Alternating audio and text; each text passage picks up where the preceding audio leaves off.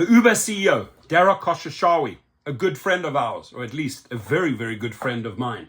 Sarcasm. Uber CEO blames remote work for significant loss. Let me repeat that. Uber CEO blames remote work for a significant loss. Dara Khosrowshahi claims that the company supports a controversial workplace trend. And then when he announces the new features, the caregiver, the shuttle, he says that people are coming back big time from the workplace. I mean, back to the workplace from, after COVID times, no longer working at the house, but actually coming back to work. A complete different story. And I wish I had it in front of me right now, but you just look at one of my previous videos, right?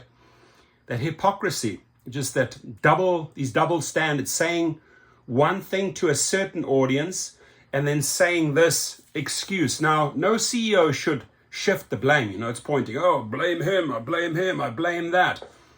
Here's the reality, my friends. And this is why I truly believe this is a poor leader, right? A poor leader. Because their team of executives, their team of investors, and they meet fairly often, they know exactly why there was a significant loss. It's all the shenanigans, it's all the BS, it's all the breaking the laws from the past that is catching up. $300 million here, $250 million here, $340 million in New York. So if you are not able to be honest, right, with the outside investors, you think the investors are stupid, you think they don't read the news, and then you look weak when you come with this story. Oh, we blame and not enough people returning to their workplace for our losses. You lose a lot of credibility in the financial world. Any business person like myself, I'd like, fool, you can't fool me, right? We know where these losses come from. And the other bit of truth, which is not just a bit, it's actually quite a lot of truth that needs to flow into this story. Quit blaming the workplace when you know exactly that you've gone ahead and you pushed it too far with riders. You are actually overcharged them too much.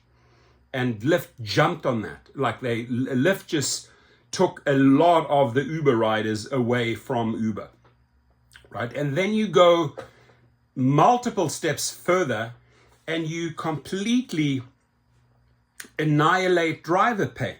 And you're expecting drivers to drive for $2 for an Uber Eats delivery. That's why they are leaving. That's why riders are leaving. And that all feeds into this loss. So he's not willing to talk about that. He's not willing to talk about the truth.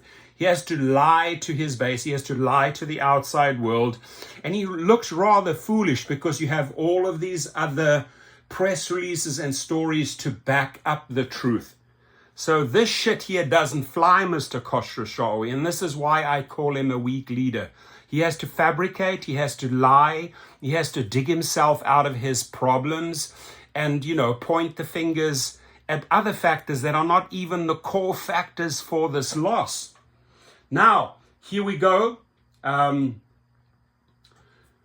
Dara Khosrowshahi is pointing his fingers towards a negative effect of remote work. And in his latest spring report, he says, oh, they're actually all coming back.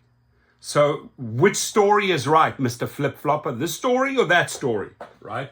The CEO claimed during a recent earnings call that the trend has caused the company to lose some of its most loyal customers.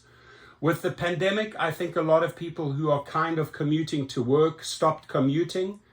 Said Khosrowshahi during the call, we have lost some of our most frequent customers. So that's what he's blaming it on. And Lyft comes out and says, we have record numbers. They actually grew, right? They grew their base of drivers and of riders. Riders are getting better fares on Lyft. And Lyft is just bullshitting in a different way with the 70%, right? They're hiding all of the nonsense in the external fees. There's a lot of drivers that actually thinking they're getting 70% of the pie. No, you're not. You're getting sub 50.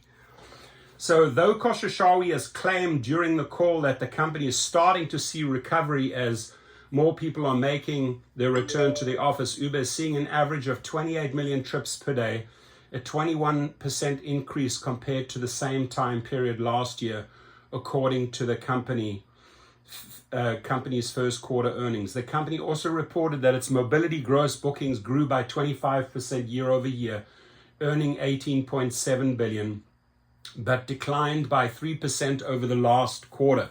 Khosrowshahi said that Uber is overall welcoming the return to office trend. Some folks may not like that, but we love it here at Uber, people getting back to work and getting back to the office. During the full year of 2020, Uber lost 14% of its revenue, as it saw a 27% decline in the amount of trips people were taking through its app.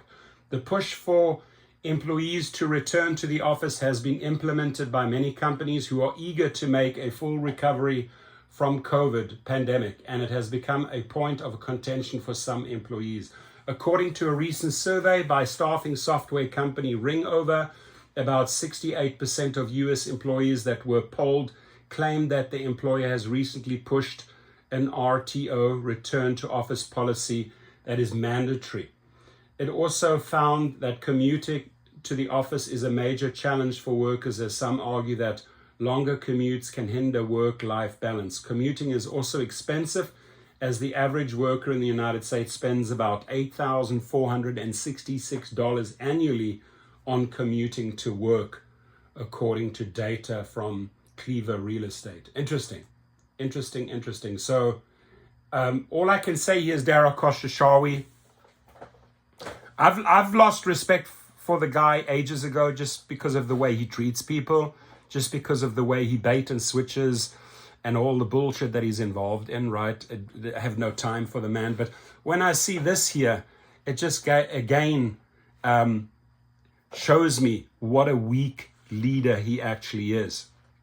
Your comments, please.